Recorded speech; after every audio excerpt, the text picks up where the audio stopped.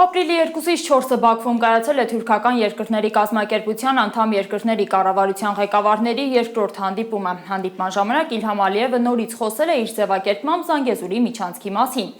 Դրա եւ Ալիևի նոր քարոզչական ուղերձների մասին կզրուցենք Հայլուրի տարածաշրջանային վերլուծաբան ադրբեջանագետ Արման Բադալյանի հետ, նա այս պահին մեր տաղավարում է։ Բարի օր Արման։ Բարի օր Լիլիթ։ Արման, Ալիևը նորից առաջ է բերում Զանգեզուրի միջանցքի թեման, բայց այս իրավիճակում, երբ Իրանի շուրջ իրավիճակը շարունակում է շատ լարված մնալ, արդյոք ընդհանրապես կարելի է լուրջ խոսել որևէ տրանսպորտային նախագծի մասին։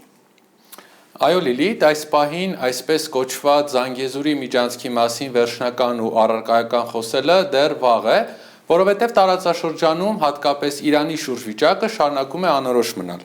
Քանի դեռ պարզ չէ, թե այս լարվածությունն ինչպես է ավարտվելու եւ ինչ դիրք է վերջում բռնելու Թեհրանը, դժվար է ասել, որ Սյունիքով անցնող որևէ տրանսպորտային ուղու շինարարության նախագիծ մտնում է գործնական փուլ։ Բայց մյուս կողմից Ադրբեջանը ակնհայտորեն փորձում է օգտվել հենց այս անորոշությունից, քանի դեռ Իրանի գլուխը խառն է, Ադրբեջանը շտապում է իր տարածքում արագացնել ճանապարհների, երկաթուղու, թունելների ու մյուս ենթակառուցվածքների շինարարությունը, որպեսզի հետո ասի, տեսեք, մեր մասը պատրաստ է, հիմա հերթը Հայաստանին ու Միացյալ Նահանգներինն է։ Այս արդեն ոչ միայն տնտեսական, այլև քաղաքական հաշվարկ է, այսինքն հիմա Ալիևը ըստ էության երկու բան է անում միաժամանակ։ Մի կողմից հասկանում է, որ միջանցքի թեման դեռ կախված է օդում եւ շատ բան որոշված չէ, բայց մյուս կողմից ուզում է հնարավորինս առաջ գնալ իր տարածքում, որպեսզի եթե տարածաշրջանային պայմանները հանկարծ իր օգտին փոխվեն, Ադրբեջանը պատրաստ կանգնի եւ ասի մենք մեր աշխատանքը արդեն արել ենք, մի խոսքով Ալիևը փորձում է պատրաստ լինել իրադարձությունների զարգացման ցանկացած սցենարի եւ ի վերջո իրականություն դարձնի պանթյուրքական վաղեմի երազանքը Հայաստանի տարածքով միանալ Նախիջևանին ու թուրքական աշխարհին։ Արման, այսպես կոչված Զանգեզուրի միջանցքի նախագիծը կարծես սնում է Ալիև-Էրդողան ամբիցիաները, թուրքական երկրների կազմակերպությունը մշակութային հարթակից կարծես վերածվում է տնտեսական ազդեցիկ բլոկի։ Այո Լիլիթ, Բաքվի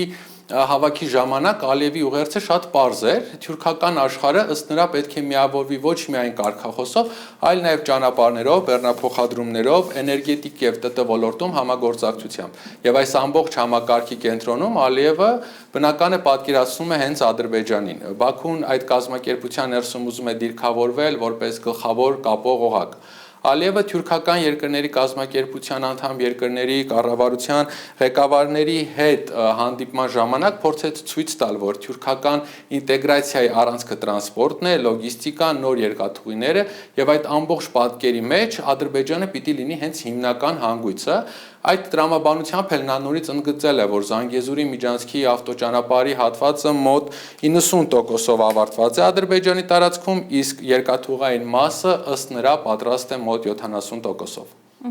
Արման, արձանագրենք, որ Ալիևը համառորեն չի օգտագործում թրիփ ձևակերպումը եւ շարունակում է առաջ մղել Զանգեզուրի միջանցք ձևակերպումը։ Այո Լիլիթ, Ալիևը փորձում է իր վաղուց շրջանառվող թեզերը, հատկապես Զանգեզուրի միջանցքի մասին, տեղափոխել ավելի մեծ համաթյուրքական հարթակ եւ ներկայացնել ամբողջ թյուրքական աշխարհի տնտեսական ապագայի մի մաս։ Այդպես թեման դուրս է գալիս զուտ Ադրբեջան-Հայաստան քննարկման դաշտից եւ մտնում է ավելի լայն ինտեգրացիոն խոսույթի մեջ։